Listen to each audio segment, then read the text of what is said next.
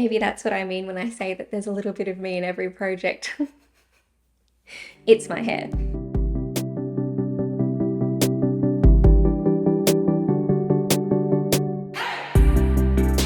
Welcome to my knitting channel. My name is Nadine and you can find me at yourknittingbestie on Instagram and here on YouTube. And the fantastic news is that I was able to get the full username that spells out Your Knitting Bestie instead of just the text speak Your Knitting Bestie. That's confusing when you say it like that. But anyway, being able to spell out the word your is actually really exciting to me because I'm a lawyer and using shortened words tweaks my brain a little bit. So I'm very pleased to be able to say that I'm now Your Knitting Bestie on everything, except for Ravelry, where Your Knitting Bestie is too many letters. So I'm still You Are Your Knitting Bestie on Ravelry. Gosh, that's a little bit of admin to get out of the way, but it's very exciting news for me. So I'm coming to you from dreary Brisbane, actually. The people who live in Brisbane probably feel my pain on this, but it's either been cataclysmically raining or super hot recently, and there doesn't seem to be any sort of in between. And today is one of those rainy days.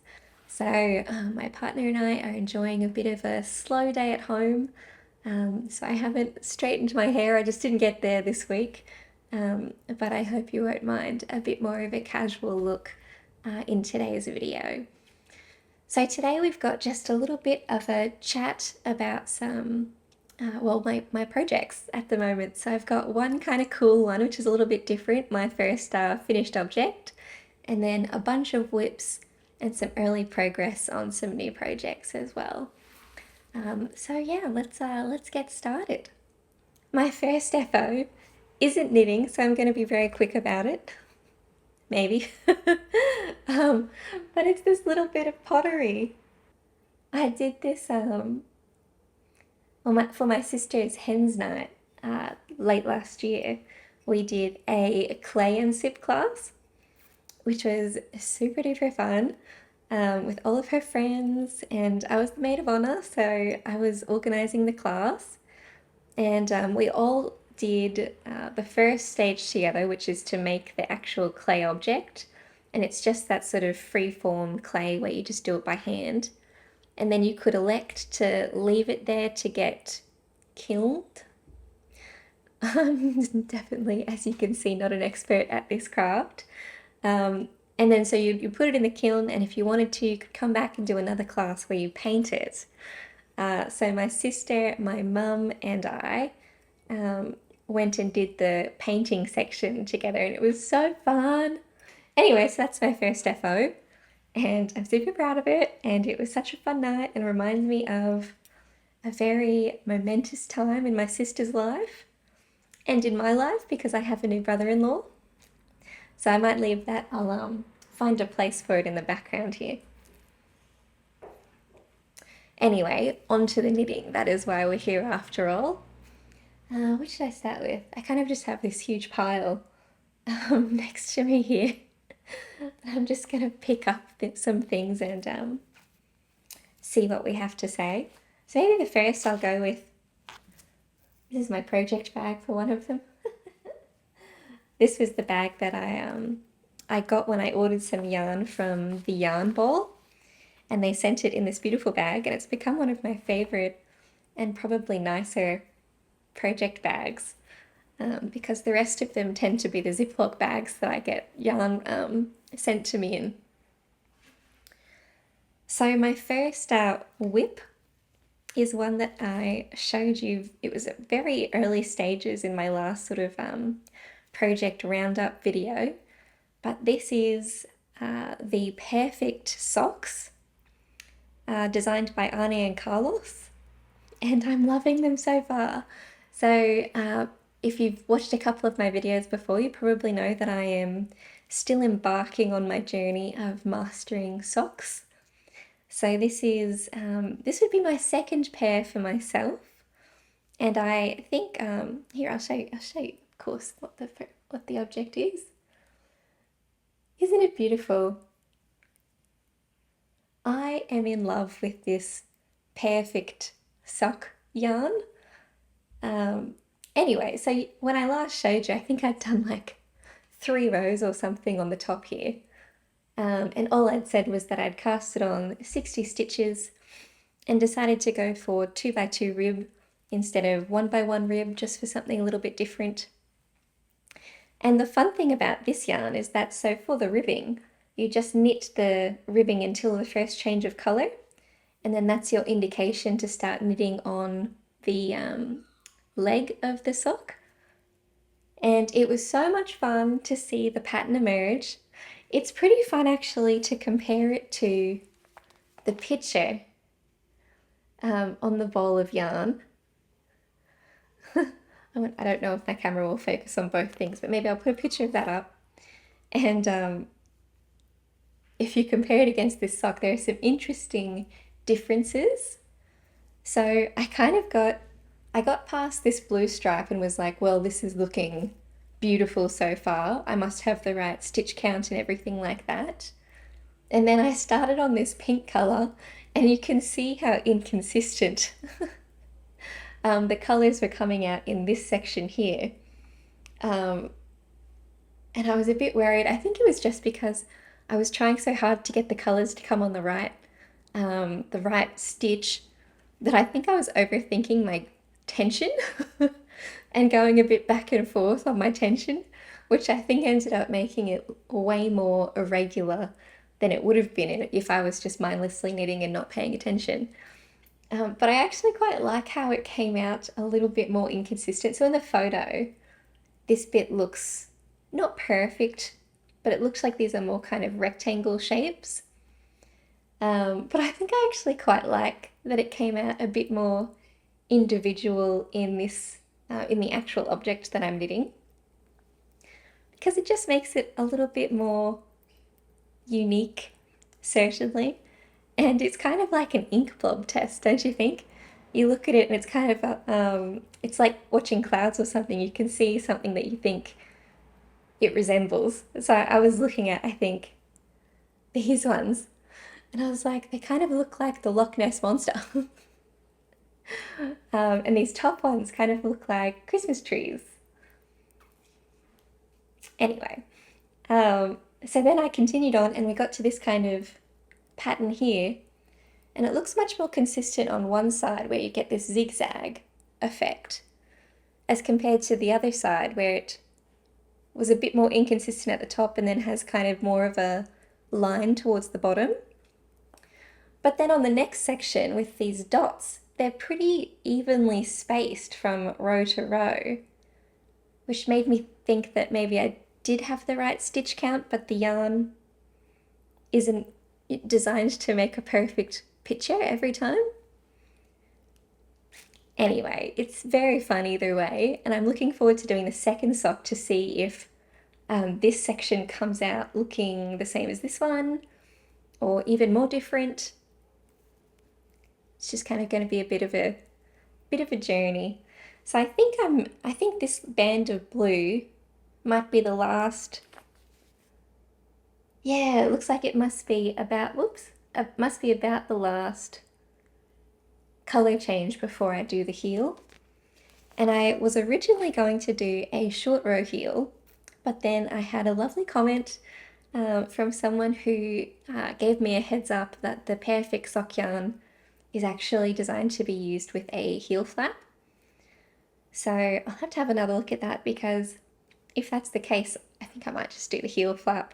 I'm probably not experienced enough at sock knitting to be able to freehand my way through doing a sock heel with the yarn that's designed to be used for something else.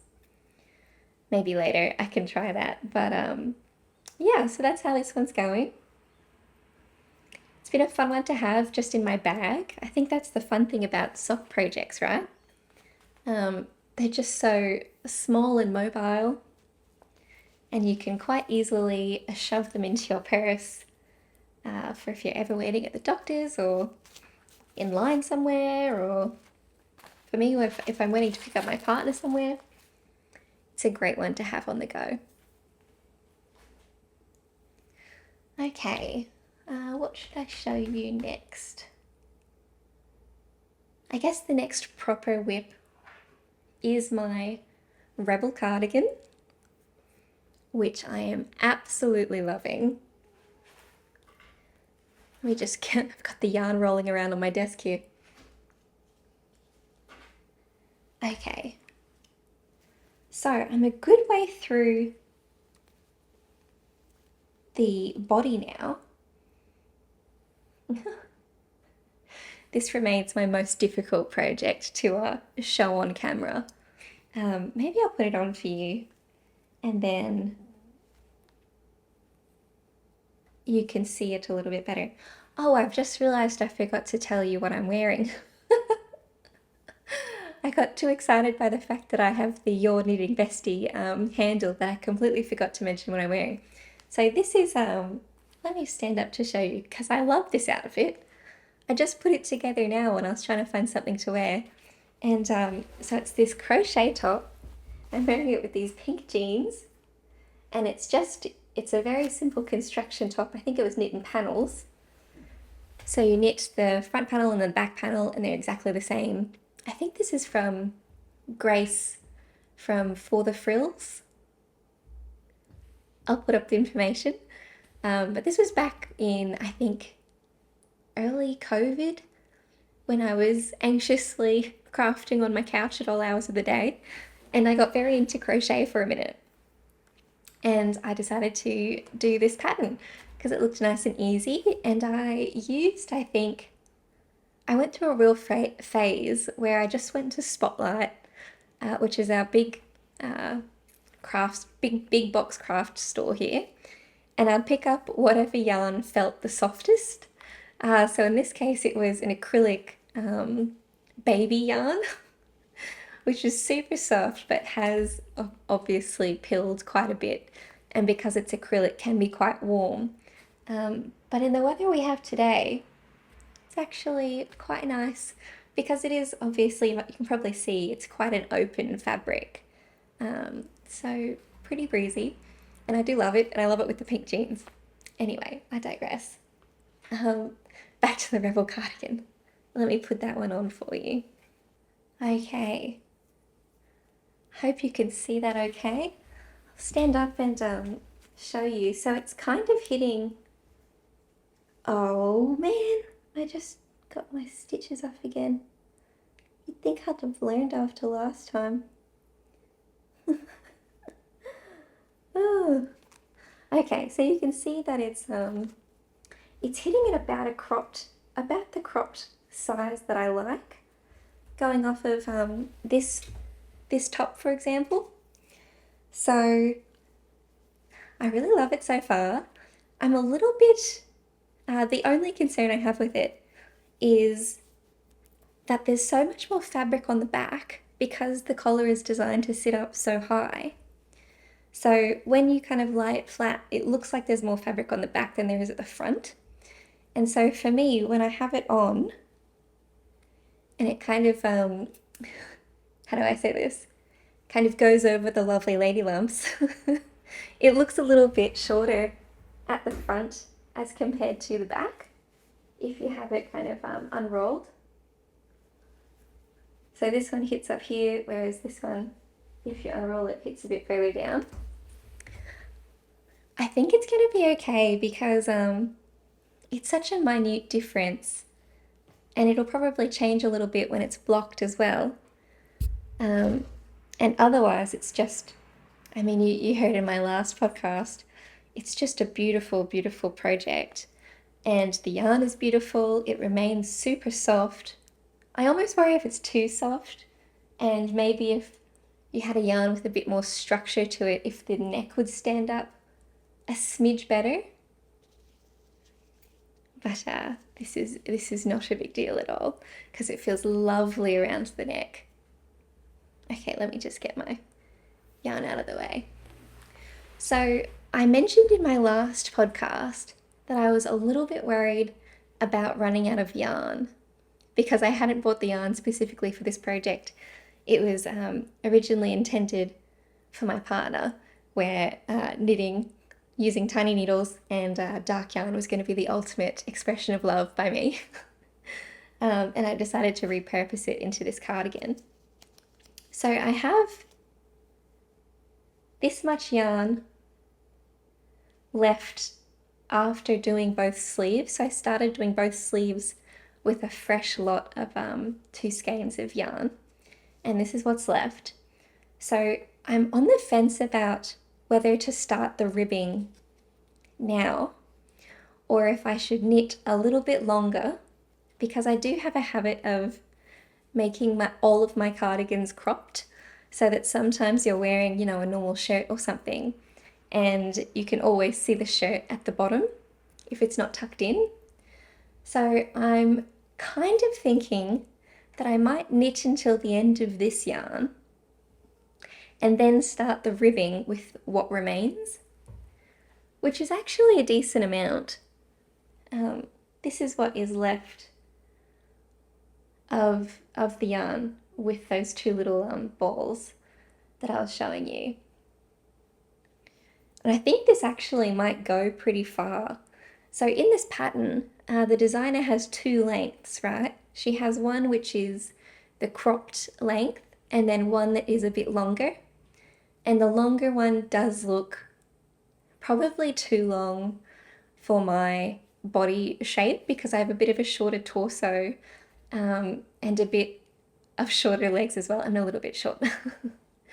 So I think it might make my proportions look a bit odd if I knit it too long. But I'd like to have it I'd like to have it regular length, I think is what I'm saying here. So I guess we'll just see how it goes, because again, I think it might grow a little bit when I block it. So I don't want to have it be the perfect length when I stop knitting and then block it and have it be too long. I actually love these problems. These are what I call low stake issues. And it's a lovely change from dealing with legal problems throughout the week to be here puzzling my way through what the ideal length for a cardigan is. I love it so much. But I think that's the plan. So use this up and then use what remains to do some ribbing until I feel comfortable. And I guess it'll be a tubular bind off as well on the hem, which will be the 3rd time that I do it after having done it on the 2nd sleeve. And I know you need quite a bit of yarn for the tubular bind off, so I also don't want to run out of yarn for that. Otherwise, a couple of thoughts on the yarn. I have noticed that it does seem to pick things up a little bit. So it picks up lots of little bits of fluff and my hair. But to be fair, my hair gets everywhere. I'm really due for a haircut soon, I think. But I definitely spent some time picking long bits of hair out of the actual weave of this fabric. Maybe that's what I mean when I say that there's a little bit of me in every project. It's my hair. Anyway, so I'm really excited to finish this project. I'm maybe extra excited because I'm a little bit sick of squinting at this yarn to try and see where I'm up to, because it is so dark, and I feel like I'm going to go blind squinting at it in low light. So I'm keen for my next projects because they will be using some lighter colored yarn. So it's going to be nice and easy to see my stitches, and I can't wait. I also just can't wait to have this in my wardrobe. I'm really excited to try and style it with some different things, to wear it into the office. In the description for this yarn, they say to be a little careful because it's a bit softer, so it might not wear as well. But I honestly think that is totally fine. If I wear a garment so much that it kind of, has some holes in it or is worn down, then I think that is an absolute success in my knitting career. So that's where I'm up to on the Rebel cardigan. I hope that by the next time we do another one of these episodes, it'll be done, and maybe on the blocking mats, or even better, on me maybe. So fingers crossed. Okay, now I'll take this off and not drop any stitches. I actually really like how this looks with the pop of colour underneath it. I think that's really cute. Okay, so they're my two main projects right now. I haven't been knitting at the same velocity that I usually do because, of course, I've started this channel and it takes a little bit of spare time, particularly because I'm new to, edit the videos and export them without typos or issues with sound and all of that sort of thing. So I haven't had as much time to knit, which means that the things I have to show you are not as voluminous, which I hope you don't mind. I'm sure it'll get a little bit better as I get better at editing, but I also didn't want to really feel the pressure to up the number of makes and projects that I have, because I love knitting as a slow, mindful activity that kind of grounds me in the moment and where I don't feel the need to rush. So I'm really hesitant to erode that feeling at all by trying to rush myself onto different projects. So I hope that's okay. And maybe that's the way you make as well. Let me know if that's your approach to making. But I do have a couple more little things. So I mentioned in my last video that one of my gorgeous friends had said that she wanted to knit the vest number 1 by My Favorite Things Knitwear. And so we went on a bit of a yarn hunting expedition. And I think when we last spoke, I was considering whether to get the Knitting for Olive Heavy Merino. So there's just a helicopter. The Knitting for Olive Heavy Merino or Drops Air. And the Drops Air was actually a little bit more expensive. I think it was around $20 a ball, whereas the Knitting for Olive Heavy Merino was maybe $17. And the thing was, though, that there were only 1 or 2 colours in the Knitting for Olive Heavy Merino that had enough quantity of the colours in one colour to be able to knit this project. Whereas when I went and had a look at the Drops Air yarn, there was a very good variety of colour. And I was also intrigued just by the opportunity to use Drops Air, because it's a yarn that I hear podcasters talk about all the time. So I ended up buying 5 balls of that yarn, and I'm going to make the size large. I have to show you quickly. This is the knitting project bag that I'm using for this project, and it is so cute. And I think it is perfect because it was sewn for me by the same friend who I'm going to be knitting this project with. Isn't it beautiful? She's very talented. I think it's a handbag, but I'm using it as a project bag, and I love it so much. But anyway, so I've not made much progress because we haven't been able to catch up, so I haven't wanted to rush ahead and get started without her. But I thought it would be okay if I just started doing a bit of a gauge swatch so that I could figure out what needle size I'm going to use. So I ended up getting this beautiful grey colour, and you can see it's a bit mild. Is that how you say that? But anyway, yeah, I got this grey colour, and I love that it's got the darker bits as well as the lighter bits. It's got that beautiful variation in the yarn.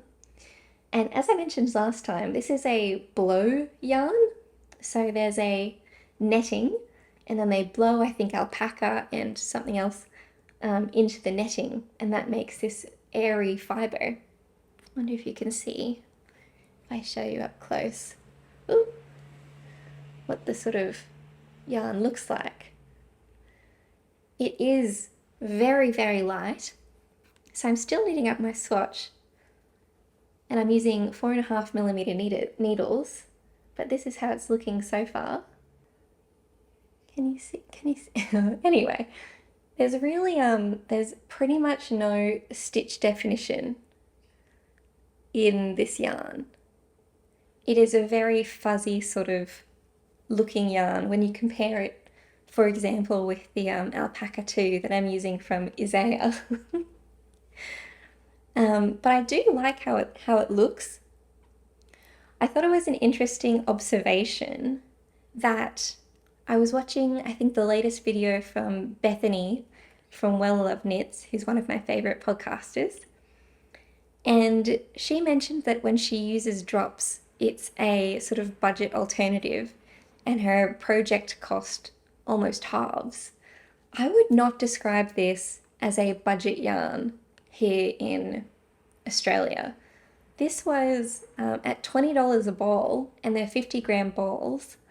That basically means it's $40 for 100 grams, right? And if you look at the skein of yarn I was talking about last time, which was the Life in the Long Grass Moon Sock, that was a luxury hand-dyed skein that was $46. So I was very interested and intrigued to try this yarn because everyone talks about Drops yarn and I've never tried it. But I don't know if I'll buy it again for that purpose, because although I'm perfectly happy with how the swatch is looking and I'm intrigued to use a blow yarn, I just don't know if that price point is worth spending on this yarn as compared to, for the same price I could have done the vest in I could have done all of the vest in hand-dyed luxury yarn. So I guess we'll see how it goes.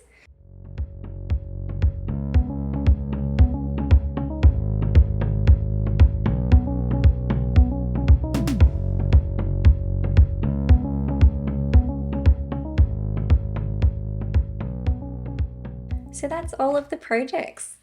I had a couple other things that I was going to mention that I've seen in the Knitterverse recently. So the first thing is that I saw that Rebecca from the Crayabaya is coming to Brisbane. I think she's going to be mostly in New Zealand, but she said that she was going to be in Brisbane for like one day, and I got so excited by the idea that she might be here. I'm more excited about Rebecca coming to Brisbane than I am about Taylor Swift being in Australia. So Rebecca, if you ever happen to see this video by chance, welcome to Brisbane. I hope you enjoy your time here and you have a solid fan base here in Australia for sure. The other thing is I saw a really cool pattern on Instagram. It looked so stylish. My only reservation, I think, is that it looked like it would be using reasonably small needles and in ribbing, I think, the whole time, which isn't my favorite stitch pattern. But I think for those projects, gosh, I could really, I could give it a go. I'll put it in my never-ending queue of projects. Otherwise, I just wanted to say thank you so much to everyone who has commented on my last handful of videos. I think this will be my 5th video now. And it has been like my only goal in doing these videos is to connect and feel a part of the knitting community. And you have been so welcoming and you have been so generous with your expertise. And there is so much expertise in the people who've watched my videos. And you've all just been so lovely and welcoming. So thank you so much. It can be a little bit nerve-wracking to put yourself out there on the video. I put yourself out there on the internet. I don't think I've ever spent so much time looking at footage of myself, which is confronting in a whole other way. For example, I've noticed that I constantly say, I'm so excited. And I'm a lawyer. I have no excuse. I should have more variety in my vocabulary, and I'll work on that. My only excuse is that I frequently am very excited, especially by knitting. Some people say that I'm easily pleased, but I prefer to say that I'm frequently happy. So that's been confronting in and of its own way, and every time I post a video I'm always like, oh gosh, they're going to notice that I've said I'm so excited like 60 times in this video. But you have been overwhelmingly so kind. So thank you so much. I really appreciate it. I hope you've liked this video. If you liked it, it would be wonderful if you would like the video, and if you would consider subscribing if you haven't so far. That would be really wonderful because it means that we could hang out again in the future. So thank you again to everyone who's watched, and I look forward to seeing you in the next video.